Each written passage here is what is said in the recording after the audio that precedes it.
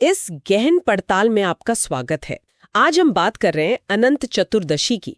ये इस साल मतलब 2025 में 6 सितंबर को है। नमस्ते। हाँ, अनंत चतुर्दशी एक ऐसा दिन जब दो बहुत ही कह सकते अलग अलग भाव एक साथ आते हैं। बिल्कुल।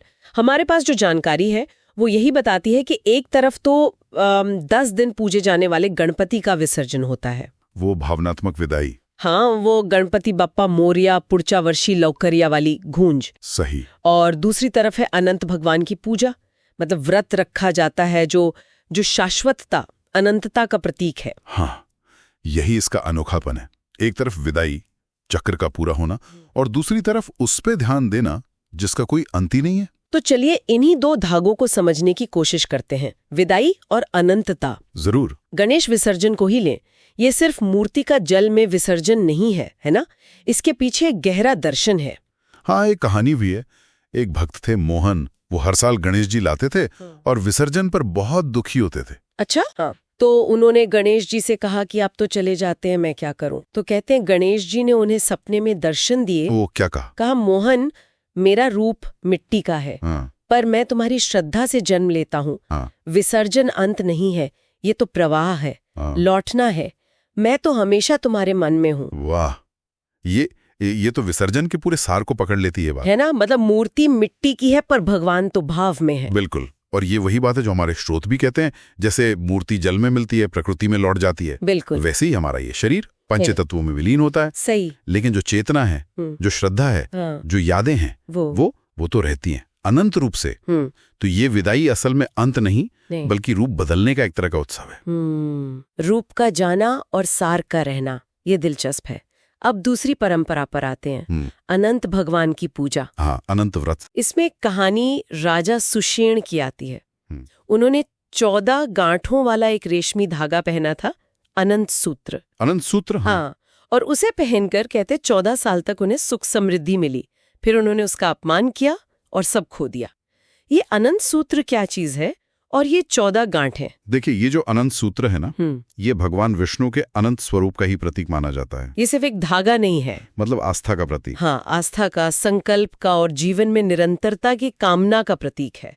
और वो जो 14 गांठें हैं, उसके बारे में अलग अलग व्याख्याएं हैं। जैसे कुछ मानते हैं कि ये 14 लोकों का प्रतीक है, 7 ऊपर के 7 नीचे के।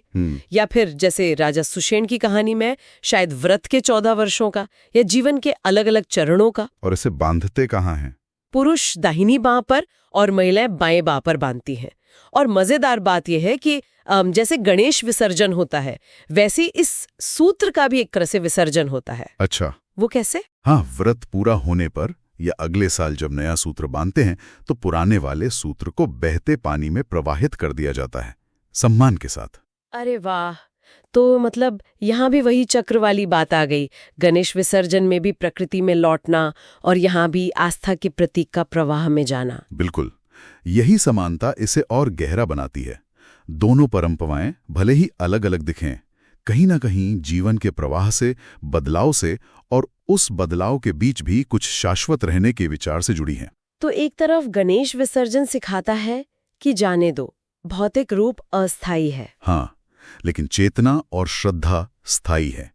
और दूसरी तरफ अनंत व्रत सिखाता है कि उस अनंत तत्व में विश्वास रखो, वो तुम्हें शक्ति देगा। तो इस पूरी बातचीत का सार क्या निकलता है? अनंत चतुर्दशी का ये दोहरा संदेश बड़ा संतुलित लगता है। हाँ, बिल्कुल। एक तरफ परिवर्तन को स्वीकार करना, ये समझना कि हर अंत में एक शुरुआत छिपी है। ईश्वर मूर्ति में नहीं, मन में बसते हैं।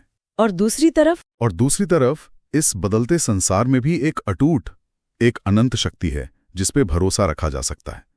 वो स्थिरता देती है। तो जैसे कहा गया, जो गया वो शरीर था, जो रह गया वो अनंत है। सही कहा। शायद ये दिन हमें यही सोचने पर मजबूर करता है कि जीवन में जाने देने और थामे रहने, इन दोनों के बीच संतुलन कैसे बनाएं। विदाई के दुख और अनंत की आशा, इन्हें एक साथ कैसे जिया जाए। ये सवाल वाकई सोचने लायक है। और शायद इसी सोच के साथ हम आज की ये चर्चा समाप्त करते हैं। बिल्कुल। अगली बार फिर मिलेंगे एक और विषय की गहराई में उतरने के लिए।